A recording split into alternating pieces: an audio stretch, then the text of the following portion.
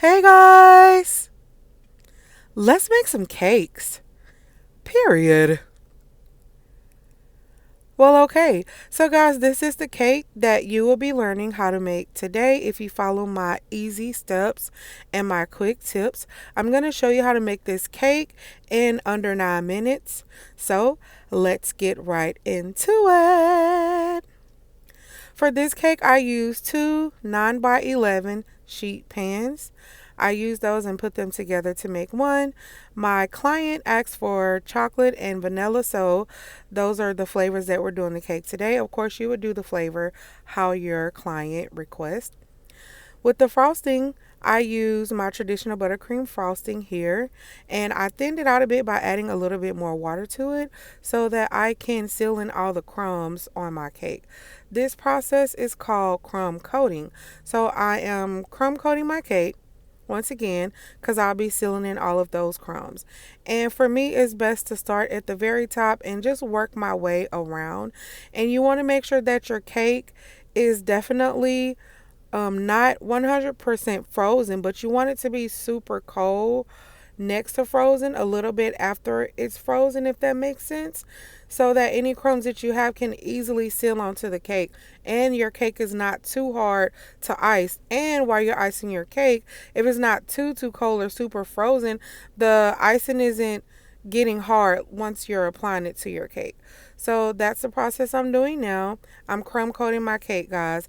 And this one is super easy, long as your icing is thinned out and not too thick. Because if your icing is a lot thicker than the icing that I have here, then your icing will be pulling on your cake as opposed to sealing in those crumbs on your cake. Once you're done with the crumb coating process, you want to put your cake in the freezer for about 10 minutes or in the refrigerator for about 15 to 20 minutes so that when you apply your final layer of frosting, you won't have to worry about pulling on your cake or the crumbs coming off along with the crumb coat. You just want to make sure that it's all sealed in. That's how we're going to seal it in, by putting it in the refrigerator and letting it kind of harden up just a bit. Now that I have my cake out of the refrigerator, I'm going to go ahead and add my final layer of frosting. For large projects like this, for a large cake, I like to use tip 200. It's a Wilton tip. You can also order this tip off of Amazon. The reason why I like this cake tip is because it saves a lot of time from frosting my cakes, and it also is very easy, and it's very fluent. It keeps the icing flowing really nice, and I can just really manage my cake by using this tip a lot better versus just using my spatula and applying the icing to the cake. So once again, this is very easy for me. It works for me, and I will definitely leave the link to this tip in my description box below so that you guys can easily find it and help you be a professional baker and easily and quickly, if needed, decorate cakes just like me. Once I'm done with my tip and frosting my cake, I go ahead and I spread the icing around so that I can smooth it out. So I'm smoothing the icing out here so that once I scrape my cake, I'll have a nice, clean, even look.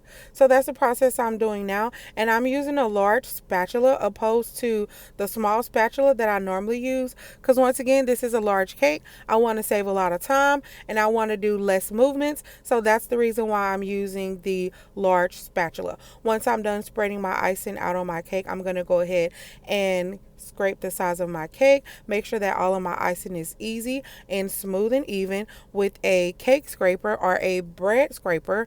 The one I have today is a metal one, which works really good. It also helps me keep my cake even, and it's an easy guide for me as well. They have plastic ones. They have all different types of different cake scrapers that you can use. I'm using this metal one because it works for me, and I really think that it'll work well for you as well if you follow my tips and my guides. So now that I'm done evening out my icing, I did have to add just a bit more icing to the top of my cake to make it more even, but no worries because we'll be covering this area with our edible photo and our decorations.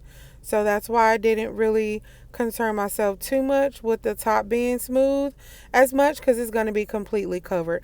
But as far as the sides go, you want to make sure that the side of the cake, which will be showing, is definitely smooth. Okay guys, so I'm going to go ahead and place my edible photo on top of my cake first. This edible photo was so easy to make. I use Canva to make this photo. Now my client told me what they wanted, exactly what they wanted, and they also gave me the chance to kind of freehand. So this is what I created on Canva, and I was able to use the free version to create this. And I printed it out with my edible printer. So now I am creating some rosettes around the cake. With the 1M star tip that I'm using, allows me to create these rosettes almost effortlessly. Basically, the tip does mostly, if not all of the work. All I'm doing is creating a circle, and I am putting pressure onto the bag first and foremost as I circle around the rosette, and I'm releasing once I get to the outer layer of that circle. And this tip basically does everything else on its own. Once again, this is the 1M star tip. I'm sorry, the 1M star tip. And I will also be leaving this tip in the description box. I'll leave a link for you to purchase this tip for yourself as well. And you'll see once you start to use it, you will be able to create rosettes just as beautiful as I am creating them here. And you'll see how easy and simple it is. Now for these decorations, that's the only tip that I'll basically be using, and I'll be able to use this to decorate the entire cake with. I think this is super easy, especially for a beginner. I will also leave a tutorial on how to easily decorate cakes with rosettes to make something so simple look so beautiful. And what we're going to do is continue to just put these beautiful rosettes all over the top of this cake. Notice I'm doing some in a larger circle and some in a smaller circle.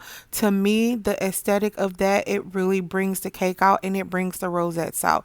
Just something different to see on the eyes, and it makes a big difference. Something so small makes a big difference, guys. All right. And for those empty spots that I created the rosettes in, you may see just a bit of the cake. I continue to use my star tip, and I just pressed down in that area and made some beautiful little stars. And here you go. I think the cake came out very beautiful. My client absolutely loved it. If you enjoyed the video, please don't forget to like and subscribe. Here's a video tutorial where I teach you how to make my quick, easy, delicious vanilla buttercream frosting. And as always, I will definitely catch you next time. See you in the next video.